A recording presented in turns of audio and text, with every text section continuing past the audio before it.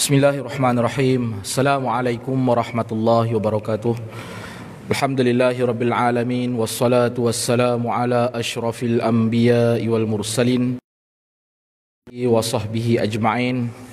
Qala rabbi shrah li sadri wa yassir li amri wahlul 'uqdatam min lisani yafqahu qawli. Subhanaka la ilma lana illa ma 'allamtana innaka antal alimul hakim. ولا حول ولا قوة إلا بالله العلي العظيم ولا حول ولا قوة إلا بالله العلي العظيم ولا حول ولا قوة إلا بالله العلي العظيم أستغفر الله العظيم. Pertamanya yang berbahagia Tuan Imam, Tuan Bilal, ahli jawatan kuasa Masjid Jami' Layang-Layangan, seterusnya muslimin, muslimat, ibu ayah, adik kakak, abang yang saya kasihi sekalian, insya-Allah. Sebelum tu saya minta izin untuk duduk di kerusi ni. Dah duduk dah pun minta izin. Saya minta izin untuk duduk di kerusi ni. Tinggi sikit daripada ibu ayah. Minta maaf lah kalau nampak macam kurang beradab sikit duduk tinggi kan. Baik, insya-Allah. Pertamanya saya dapat panggilan daripada Ustaz Syafi'i, Ketua Imam kan. Saya dapat panggilan, dia tanya saya, dia bagi saya Pak Long, boleh tolong tak? Saya tanya minta tolong apa? Tolong ganti kuliah hari Sabtu. Hari Sabtu ikutkan Ustaz Syukri kan, Ustaz Syukri. Tapi sekarang oleh kerana Ustaz Syukri dah berpindah ke Ilim, jadi katanya jadi hari Sabtu setakat ni masih kosong. Lepas tu dia kata kat saya, gantilah kan, ganti. Rugi lah kalau biar kosong. Lepas tu saya pada awalnya berat juga nak terima. Sebab bukan calang-calang nak main kongsi ilmu dekat layangan ni, semua power dah ni. Takut nanti kena tanya macam-macam. Tapi orang kata melihatkan, mengenangkan bahawasanya ilmu ni tak pernahnya habis, dan ilmu ni adalah berbentuk perkongsian. Makanya saya pun memberanikan diri untuk menerima apa nama tawaran daripada Ustaz Syafi'i. Lepas tu saya tanya dia, nak buka kitab apa? Saya kata kat dia, saya tak pandai berceramah, bercakap pun tak pandai. Kalau ada rujukan tu boleh gagah lah kan.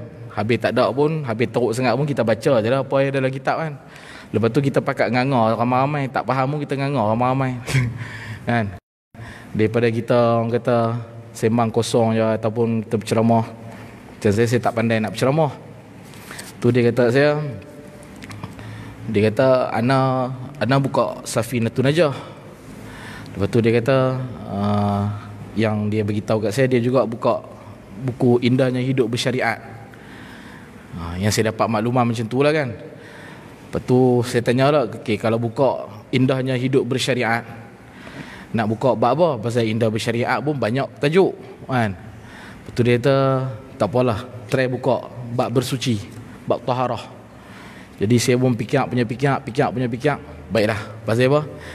Pasal kalau kata kita buka sama-sama bab taharah, dan taharah ni pula satu benda penting dalam kehidupan kita. Apatah lagi kalau kita nak buat ibadat dalam masa yang sama, murajaah sekali kan. Jadi kita sama-sama berkongsi apa yang ada dalam buku ni. Dan insya-Allah pada malam ni kita kongsilah sikit untuk makluman semua. Saya Anwar bin Mat Saad. Tak sampai lagi tahap ustaz. Baru nak start.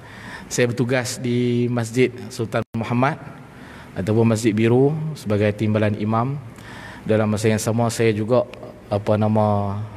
kalau ibu dan ayah perasan baru-baru ni Covid kan, kita banyak hantar bantuan. Jadi saya salah seorang lah daripada ramai-ramai.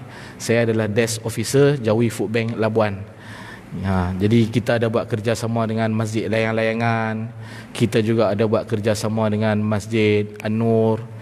Dan kita juga ada buat kerjasama dengan badan-badan NGO untuk kita menyampaikan bantuan khusus kepada saudara dan saudari kita, masyarakat kita yang susah lah.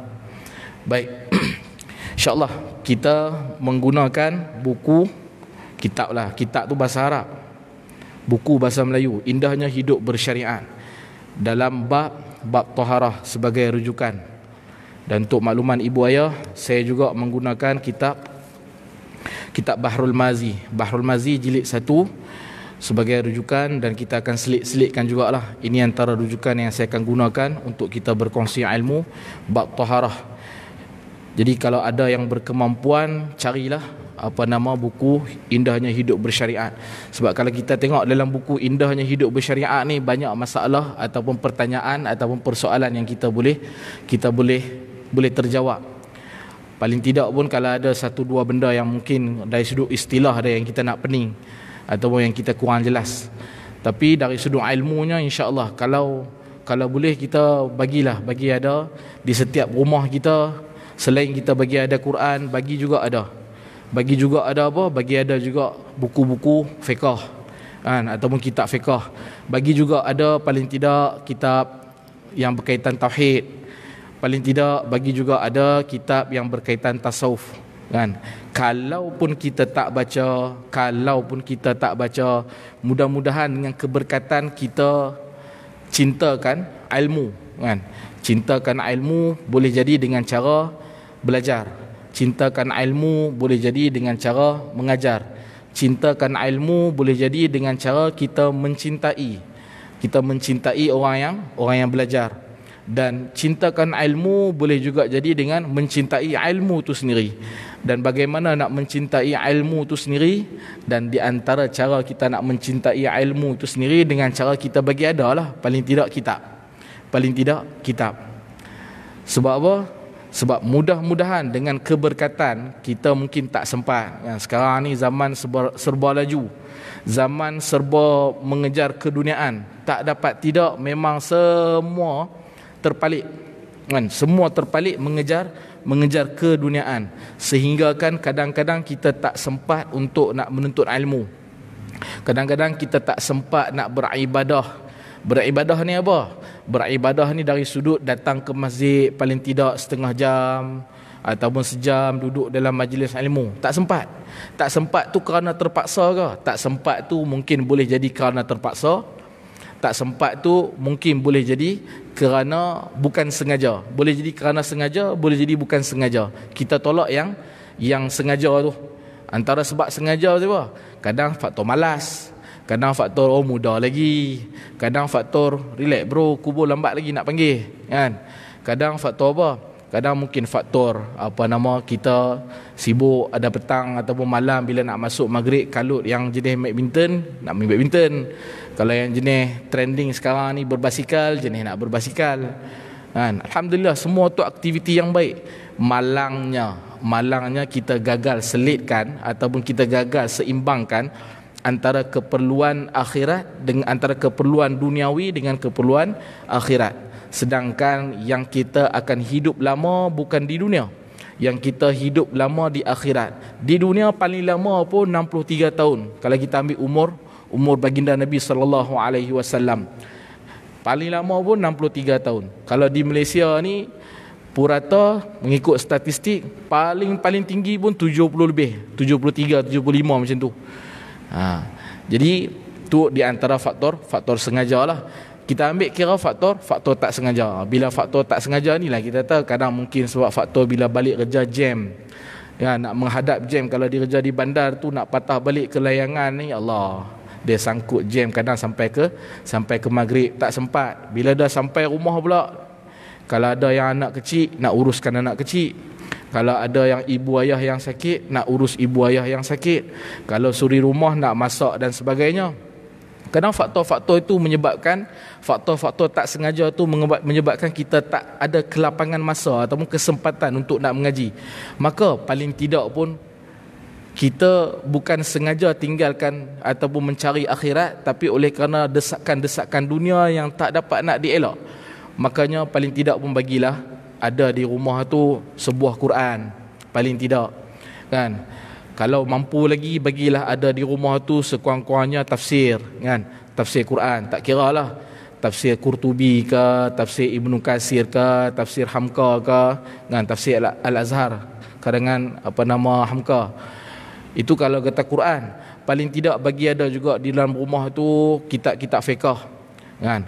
Kitab-kitab fiqh paling tidak bagilah ada Safinatun Najah. Sekarang ni Ustaz Syafi'i pun mengajak Safinatun Najah, kan?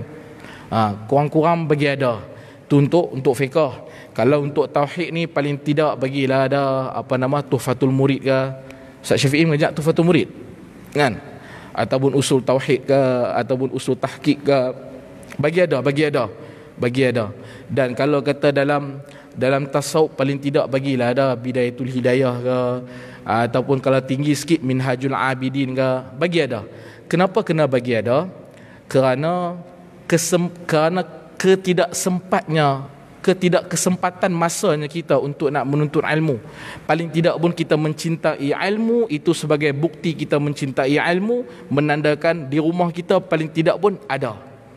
Mudah-mudahan dengan keberkatan adanya ilmu-ilmu yang ada di rumah kita, walaupun kita tak sempat nak duduk dalam majlis ilmu, nak menuntut ilmu, mudah-mudahan keberkatan kita ada kitab ataupun ada buku tu, esok nanti di akhirat sana kita boleh petik nama dia. Ataupun dia boleh tolong petik kita. Ya Allah, dulu Anwar ni masa di dunia ni 63 tahun dia hidup, dia sibuk ya Allah. Dia tak ada masa nak mengaji ya Allah. Tapi ya Allah, Anwar ni dia ada beli juga aku. Dia beli aku. Aku ni siapa? Aku ni kitab Safinatun Najah. Dia beli juga aku. Dia tak sempat. Tapi tak sempat dia tu pun dia masih usaha untuk bagi adakan aku dalam rumah dia. Ya Allah, kerana dia ada rasa cinta kepada aku, yakni ilmu, maka tolonglah, kalaulah dia ada di neraka, tolong tarik dia masuk dalam syurga. Mudah-mudahan. Sebab apa? Sebab kita tak tahu, ibu ayah, kita tak tahu kebaikan mana yang akan menyebabkan kita masuk syurga. Dan kita juga tak tahu keburukan mana yang akan menyebabkan kita masuk neraka. Macam mana kita kata kita tak tahu? Ibu ayah, kita baca dalam sirah Nabi, kita baca dalam hadis, ustaz-ustaz, tuan-tuan guru main cerita, ada yang semayang tungi terbalik, abid, ahli ibadah pun boleh terlepas masuk ke dalam neraka. Itu buktinya apa? Bukti bahawasanya kita tak tahu kebaikan apa yang kita buat yang di atas muka bumi ni yang boleh menyebabkan kita masuk surga. Lepas tu pula kalau keburukan, kita tak tahu keburukan apa yang boleh menyebabkan kita masuk neraka. Ada orang sangka, oh kalau kita solat rajin ni confirm syurga. No ibu ayah, no. Buktinya apa? Cuba kita tengok dalam ayat Quran, Allah Ta'ala sentuh tentang orang yang bersolat, kan? Orang yang bersolat dalam surah apa tu? Yang dalam surah Lazim, ayat yang pendek selalu orang baca, fawailul lil musallin. Kalau boleh jangan baca separuh. Pasal apa? Dia ada depan, dia ada belakang. Kalau baca separuh tu, dia akan, orang kata, kalau kata dari sudut motivasinya, dia akan menyebabkan orang yang tak rajin semayang, ataupun orang yang malas semayang, ataupun orang yang memang mencari alasan untuk menolak semayang ni akan kata apa? Ni Tuhan mengata dalam Quran, fawailul musallin, kan? Celakalah bagi orang yang solat. Tu yang kata. Sebab tu kita, bila kita petik ayat Quran, kita tak boleh ambil separuh-separuh, ataupun kita tak boleh ambil tengah-tengah. Ambil daripada awal. Dia ada cerita dia. Dia ada asbabun nuzul dia, dan dia ada rentetan. Nak cerita kata apa tadi? Patah balik. Nak cerita kata, kalaulah solat itu boleh menjamin kita ke dalam syurga, no ibu ayah, belum tentu. Habis tu tak payah solat lah. Siapa kata tak payah solat? Kita kata solat tu tak menjamin kita masuk syurga. Sebab apa kita kata tak jamin masuk syurga? Sebab bila Allah Ta'ala sebut dalam Quran, ada juga di kalangan kita yang alhamdulillah 5 waktu di masjid. Bukan setakat 5 waktu di masjid. 5 waktu di masjid tu awal waktu. Bukan setakat 5 waktu di masjid awal waktu, bahkan siap dengan solat sunat qabliyah dan ba'diyah. Bukan setakat solat sunat qabliyah ba'diyah, bahkan berjamaah. Bukan setakat berjamaah, bahkan melazimi jemaah pun boleh menyebabkan kita kebarangkalian ditarik masuk ke dalam neraka. Habis itu tak payah solat dah. Tidak. Yang nak dimaksudkan di situ, solatlah dengan hilangkan ada rasa bangga, ada rasa suci, ada berasa suci, ada berasa riak, ada berasa ujub, ada berasa takabur. Benda-benda lagu itulah yang menyebabkan orang solat pun boleh ditarik masuk ke dalam neraka. Akas dia apa? Ataupun mafhum mukhalafah dia apa? Kalau yang sembahyang pun boleh saja ditarik masuk ke dalam neraka, sedangkan solat, kan, solat adalah perkara pertama yang akan ditanya dari sudut amalan, perkara pertama yang ditanya dalam kubur. Bagaimana kalau yang tak solat? Itu hujah bagi orang yang kata tengok orang yang sembahyang pun boleh masuk neraka. Orang yang sembahyang pula boleh hujah balik apa? Kami yang sembahyang ni pun, kami yang solat ni pun ada kebarangkalian nak masuk dalam neraka. Hang yang tak sembahyang tu agak-agak macam mana? Confirm dah. Confirm dah. Kan?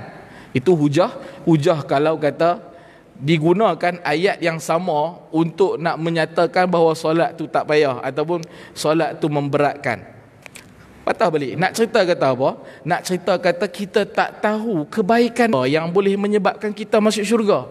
Kadang mungkin hanya kerana apa? Hanya kerana kita ni jenis apa? Ada orang jenis sayang ataupun suka dengan kucing.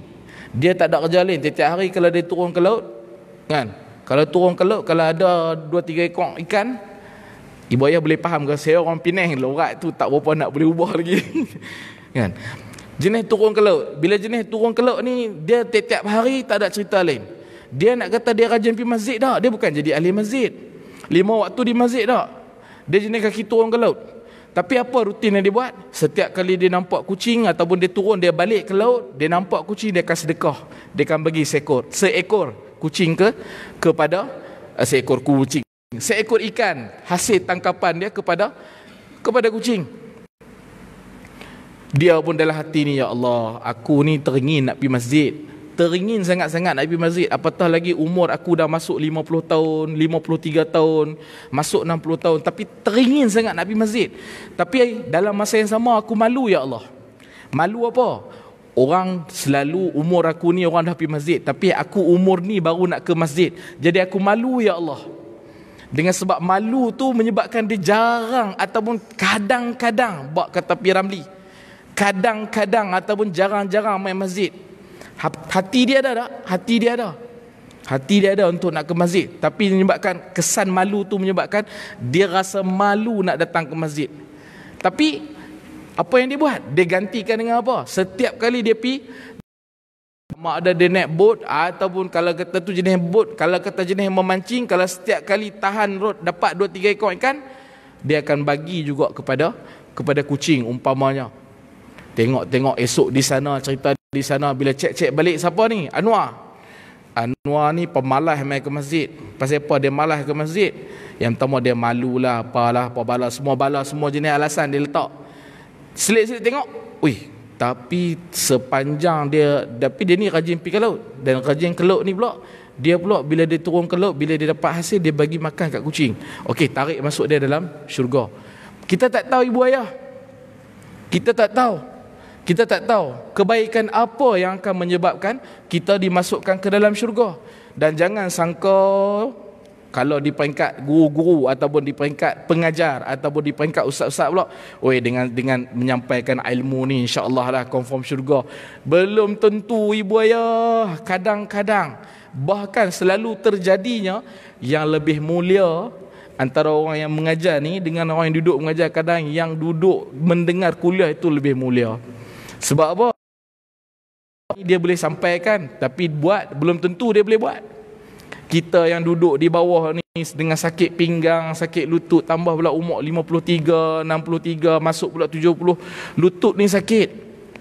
Kena pula dapat pula ustaz tu bila dia mengajar dia tak erti-erti nak berhenti bunyi masuk tu dah tak erti-erti berhenti. Bila tak erti-erti berhenti, kita ni yang berumur sikit dah mula duduk elok. Lepas tu dia mula menyendak. Lepas tu dia mula ni. Pun tak faham-faham lagi. Dengan tak faham-faham lagi tu, kita menyangka ustaz ataupun guru yang mengajar tu memang dia boleh confirm syurga lah, ataupun dia ada kelebihan masuk syurga. Pasal apa? Pasal dia menyampaikan ilmu. Belum tentu ibu ayah, belum tentu. Silap-silap kita yang duduk mengaji ni, kita duduk yang mengaji ni yang akan tarik orang yang mengajak masuk ke dalam syurga. Mana nak tahu? Siapa nak tahu? Sebab itulah bila kita jadi ahli ibadah umpamanya, ataupun kita jadi ahli ilmu, kita melazimi masjid, kita melazimi solat jemaah 5 waktu. Apabila kita buat semua benda tu bagus dah ibu ayah. Kita bagus dah buat tu. Solat jemaah, lepas tu di masjid, lepas tu tak cukup dengan di masjid, kita pula sentiasa buat qabliyah, buat ba'diyah. Lepas tu tak cukup dengan tu, ambil masa pula niat i'tikaf. Ibu ayah, kalau ibu ayah terlupa, saya nak ingatkan, apabila kita masuk ke masjid, sunat kita berniat i'tikaf. Nawaitu i'tikaf fi hadzal masjid sunnatalillahi ta'ala. Sahaja aku beriktikaf di dalam ini masjid kerana Allah Ta'ala. Kita dapat pahala free. Kalau yang terlupa boleh niat. Baik, kita yang melazimi masjid ni kan, yang melazimi masjid, tak cukup dengan qabliyah ba'diyah, tak cukup dengan tu. Bila waktu masuk maghrib pula, antara maghrib dengan isyak, selepas solat sunat qabliyah, duduk pula dalam majlis ilmu, duduk bersungguh-sungguh mendengar, duduk pula beradab, duduk dalam keadaan fokus kepada guru yang mengajar. Tak cukup dengan tu, ada kitab pula. Tak cukup dengan kitab, ada dengan bawa buku catik pula. Tak cukup dengan tu, selesai je sembahyang isyak, habis kuliah sembahyang isyak, batu kalau kata ada di setengah masjid, buat pula al-muq. Saya nak cerita apa ibu ayah? Saya nak cerita ibu ayah, yang kita buat tu kekalkan. Tapi hati-hati ibu ayah. Hati-hati di mana? Hati-hati dengan belitan iblis ataupun talbisul iblis. Tipu daya iblis. Tipu daya iblis ni kepada siapa? Tipu daya iblis ni dia tak terkecuali, semua kena. Semua kena. Lagi-lagi kalau kata kita ni so call orang bagus. Apa dia so call orang bagus ni? Kita ni rajin main masjid. Bila main masjid kan, dia berasa. Tambah pula lalu kan, waktu maghrib kita lalu kat tepi kedai sebelah kedai. Depa ni duk melepak, aku main masjid. Berasa bagus itu salah ibu ayah. Berasa bagus itu salah. Pasal apa? Berasa bagus itu, berasa bagus tu nama syirik. Syirik apa? Syirik khafi. Sebab itulah kita kata kita tak tahu amalan mana yang boleh menyebabkan kita masuk syurga. Kita menyangka setiap hari kita sembahyang, kita menyangka kita banyak sedekah, kita menyangka kita selalu berpuasa. Sangkaan ni, kita sangka inilah yang boleh menyebabkan kita masuk syurga. Kadang-kadang terselit juga. Terselit apa? Ada rasa suci, ada rasa bagus. Kan? Lepas tu pula kalau kata baca surah Al-Muq, kan?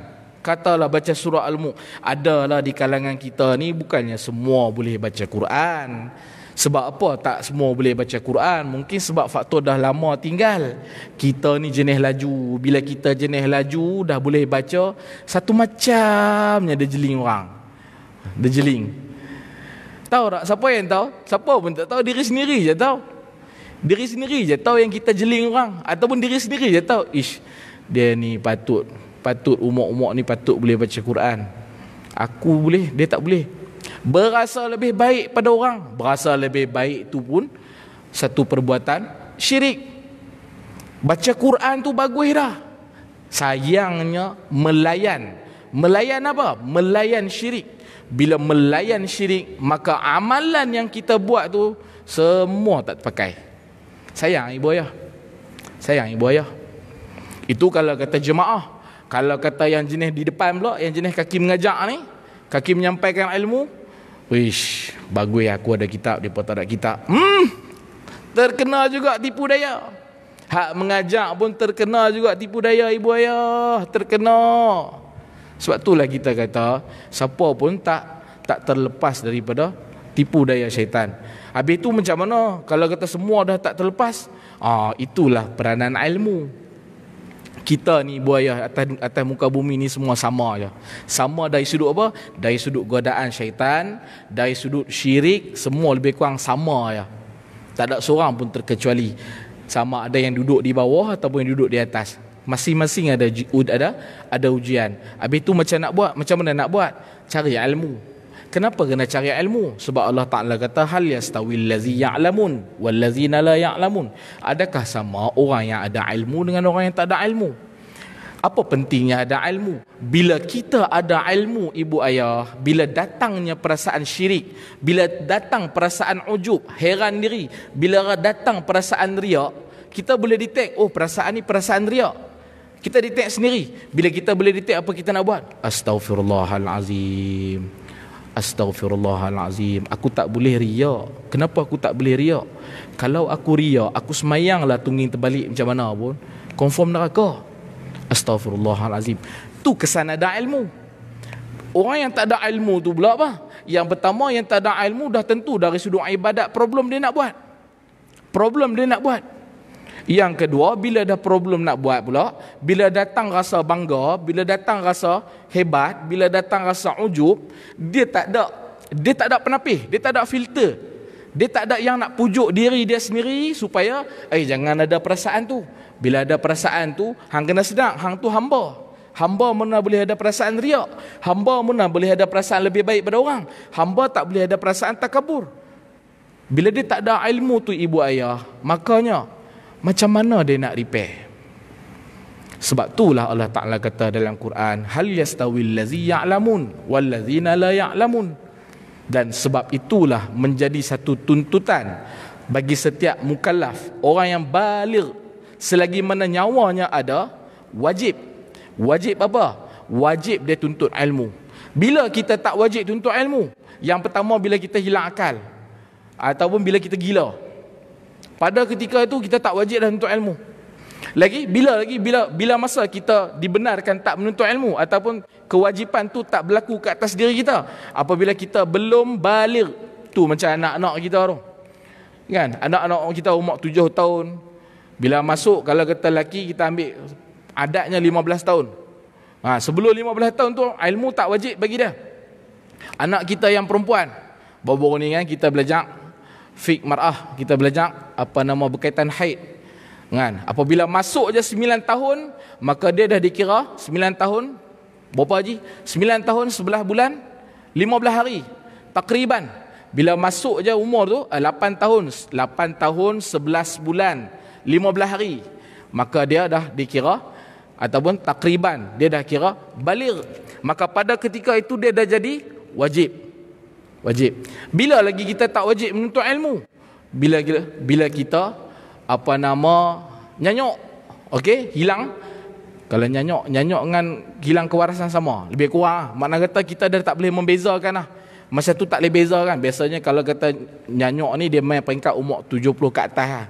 Tapi ada juga orang yang sampai umur 100 tahun pun tak nyanyok. Baik, bila lagi kita tak wajib untuk ilmu? Bila Allah Ta'ala ambil nyawa kita. Pada ketika itu ibu ayah, relax lah serilek-relaxnya dalam kubur. Pasal apa? Tak ada dah kewajipan kita.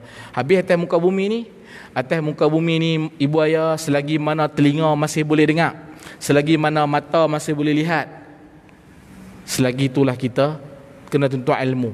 Sebab apa? Ada setengah orang kata, Ustaz, kami dah tua Ustaz, kami duk fikir nak balik. Ibu ayah, nak fikir balik tu bagus dah, tapi fikir nak balik tanpa cari ilmu, salah. Sebab apa? Sebab ilmu, ibadat hanya sah bila dibuat dengan keadaan ada ilmu. Makanya itulah kita kena tuntut ilmu. Kenapa tuntut ilmu? Bila tuntut ilmu, barulah dia datang datangnya taharah, bersuci. Baik, masuk kepada bersuci. Pasal apa jauh sangat tu? Nak cerita apa ibu ayah? Nak cerita hati kita kena suci. Kita selalu suci pakaian. Semua orang maklum. Bersuci ni apa? Kita bersuci daripada najis. Alhamdulillah, pakaian kita bersih. Lepas tu kita suci daripada badan kita daripada najis. Alhamdulillah, badan kita tak ada najis. Lepas tu kita suci daripada apa? Tempat kita nak buat ibadah. Alhamdulillah, tempat kita nak buat ibadah dah suci. Tiba-tiba 3 perkara ni kita dah boleh sucikan. Tiba-tiba hati kita belum suci. Bila hati kita belum suci, belajarlah taharah lama mana sekalipun, bergurulah dengan siapa sekalipun, adalah banyak mana ilmu tentang taharah sekalipun, tak terpakai ibu ayah. Tak kiralah siapa pun kita, tak terpakai. Pasal apa? Pasal matlamat ataupun falsafah ataupun target kepada taharah tu, target kepada bersuci itu bukan semata-mata pada pakaian, bukan semata-mata pada badan, dan bukan semata-mata pada tempat untuk beribadat. Target untuk taharah ataupun matlamat taharah ni dia dua-dua. Apa dia? Yang pertama pada pakaian, pada badan. Yang kedua pada pakaian untuk kalau nak buat ibadat. Yang ketiga pada tempat nak buat ibadat. Dan yang paling agung, suci di hati. Kena bersihkan daripada semua sifat-sifat mazmumah. Maka itulah kalau lengkap kedua-duanya. Yang pertama kita ada teori tentang tentang taharah yang berbentuk fizikal yang kita sebut tadi. Yang kedua taharah dari sudut rohani.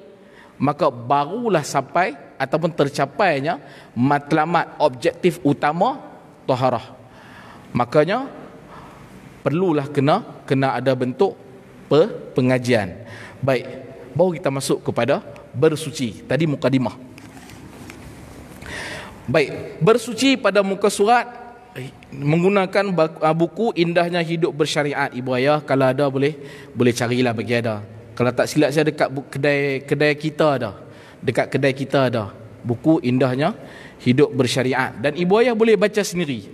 Sebab apa? Yang pertama bahasa dia mudah. Dia tak menggunakan bahasa kitab. Contoh kalau bahasa kitab kan, kalau dalam Bahrul Mazi, ibu ayah dengar saya baca. Masalah, jadi kafirkah sembahyang tak ada suci? Kata Nawawi, bermula sembahyang orang yang tiada suci dengan sengaja itu berdosa ia dan tiada menjadi kafir di sisi Imam Syafi'i dan jumhur.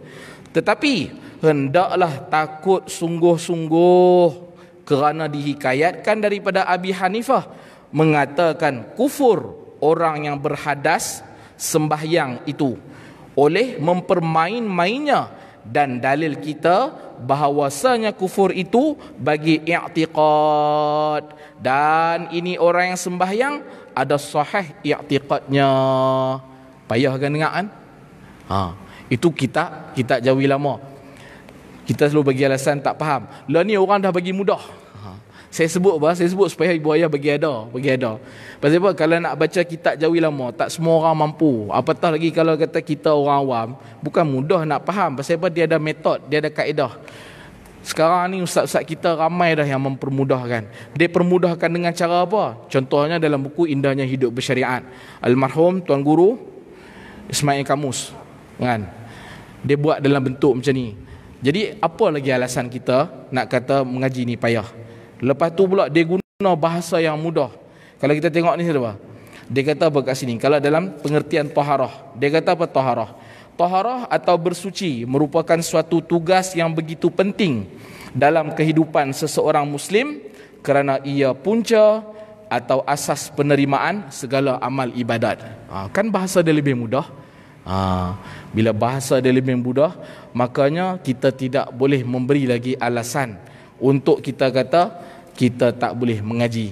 Saya sangat mengharapkan ibu ayah kalau boleh carilah buku ni. Untuk apa? Bukan untuk orang lain, untuk kita juga. Sebab matlamat kita nak balik. Saya rasa cukup dekat tu mukadimah. InsyaAllah kalau kata lepas ni ada bersiri ataupun ada kuliah tetap, kita akan masuk kepada bab bersuci pada muka surat 62. Ibu ayah, saya mohon ampun dan maaf jika ada salah silap dalam tutur kata saya. Mudah-mudahan perkongsian saya ada manfaat. Mudah-mudahan kita semua mendapat rahmat dan kita diberkati oleh Allah Subhanahu wa taala. A'udzubillahi minasyaitonirrajim. Bismillahirrahmanirrahim. Alhamdulillahirabbil alamin wassalatu wassalamu ala asyrafil anbiya'i wal mursalin wa ala alihi wa sahbihi ajma'in. Allahumma faqihna fid din wa 'allimna ta'wil. Rabbana atina fid dunya hasanah wa fil akhirati hasanah wa qina azabannar. Walhamdulillahirabbil alamin. Assalamualaikum warahmatullahi wabarakatuh.